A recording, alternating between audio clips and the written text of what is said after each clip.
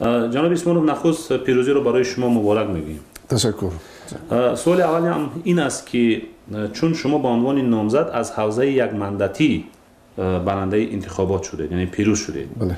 البته با پس گرفتن نامزدی نماینده حزب خلق دموکراتی تاجیکستان این پیروزی بیشتر به شما دست داد. بله. اگر نماینده حزب خلق دموکراتی تاجیکستان نامزدیش را باز پس نمیگرفت با پیروزیتان باوری داشته؟ اگر خب نماینده حزب خلق دموکراتی هم اگر نامزدیش پس نمیگرفتم، من با پیروزی هم باور داشتم، زیرا هنگام واقعی ها در مثلا ناحیه 5 ناحیه فرخور خب با سوال های مردم، حضور مردم، یعنی با جمع شدن مردم که مثلا یک توجه داشتن و این چون بغیر از این چون من زوده ناحیه فرخور هستم، در اونجا بعدی مکتب یعنی یک سال کار کردم، خب مرا میشناسند و این چون بعدی مثلا انتخابات پرزیدنتی هم در اونجا خیلی چی بگم یک نفوذی مثلا یک سیاسی در اونجا پیدا شد که مردم اعتبار دادند و من 100% باور داشتم که اکثریت مثلا آوازها را میگرفتند. اما حزب دموکرات در این منطقه از چه جایگاهی برخوردار است؟ آیا این هم به پیروزی شما کمک کرد؟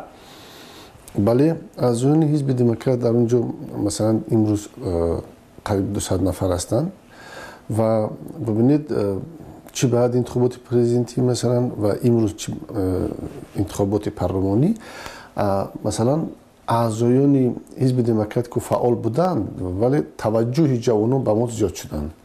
مثلا بعد از اعلام کردن نتیجه انتخاباتی جوانان زیاد به تبریکات می آمدند و خواهی شامل شدن به حزب دموکرات مثلا اظهار کردند. ببینید، باز پس گرفتن نامزدی نماینده حزب خلق دموکراتی تاجیکستان در افکار جامعه، منظورم در حوزه 34 فرخور، در افکار جامعه این حدس و گمانها را به بار آورد که حزب حاکم خلق دموکراتی تاجیکستان با شما معامله را انجام داده است. حتی گفته میشد که این پیروزی امتیازی بود برای جبران کردن نامزدی شما در انتخابات ریاست جمهوری سال 2013. نظر شما؟ بازپس گرفتن نامزد حزب خلق دموکراتی خب این حق او بود، حق کنستیتوسیونی او بود و البته اونم فکر میکنم که آوازها رو رای مردم در یک سطح اون آموختن، خب بچه‌ها خلاصه آمدن و در اینجا هیچ یک چون مصلحت در اینجا کرده نمیشود، چون که مردم مناطق فرخور و 5 بسیار مردم چی بگیم خاصه هستند، مردم سرحدی است. مثلا در اونجا نسبت انتخابات، نسبت معرکه عمومی سیاسی فکر عقیده خوش دارند. من مثلا از رای مردم، از توجه مردم مثلا مینا دارم. اما با حزب حاکم همین گونه سر و صدا است که معامله صورت گرفته است. این ایده ها تا کجا؟ این ایده سر تا سر مثلا دروغ است، یکم مصلحتی هم نبود و مثلا در این سطح هم یکم گفتش نیدم که من نداشتم، معنی هم که ندارد. این چون از انتخابات ریاست جمهوری سال 2013 گفتیم، آن زمان شما نامزد بودید و حتی در یک سخنرانیتان اظهار کردید که یکی از پسران شما با امام علی رحمان رئیس جمهوری تاجیکستان آواز داده است. در این انتخابات چی؟ ببینید، مثلا نظر من همین است که هر یک شخص باید فرزند خود رو اول اینکه آداب، اخلاق باید تربیت کند. خب با او سوادیت، امکانات‌های گرفتن سوادیت، محیط برای او مهیا سازد، لیکن او را همچون دمروک باید هر جا نبرد. بعد دیگر اینکه سال مثلا پسر من از سال 2009 اعضای حزب خلق دموکراتی است. من سال 2012 20 دکتر 2012 رئیس حزب دموکرات تاجیکستان در انجمن به همراهی انتخاب شدم و اگر همین پسر من حزب دموکرات خلق دموکرات پرتافته به حزب من میپیوست، مثلا من شخصا احترام نمیکردم. باید که ببینید این مغز دموکراسی همین است، انتخاب باید آزاد باشد.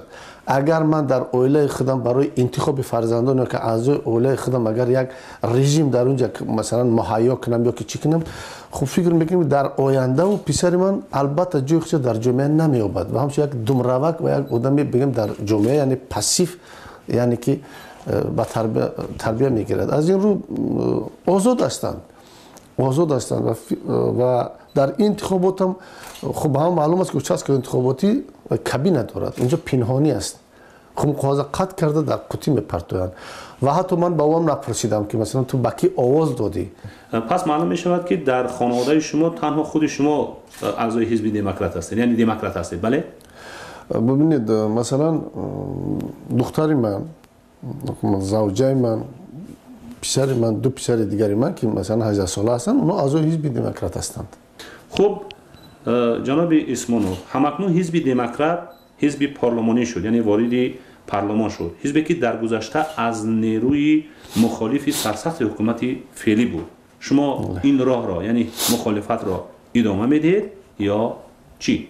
ما البته چون آیین‌نامه خودمون داریم، برنامه خودمون داریم، ما حزبی مخالف کنستروکتیوی هستیم، البته با راه همکاری تکامل دادن قانون ها. با تشکر از سید جعفر اسمانوف، رهبر حزب دموکرات تاجیکستان که در انتخابات پارلمانی از حوزه یک مندتی 34 فرخار پیروز شد و حزبش را پارلمانی کرد. اینجا رسیدیم به پایان برنامه مهمان آزادی از استودیوی رادیوی آزادی. من خورشیدی همدم یک شما را به خداوند بزرگ میسپارم.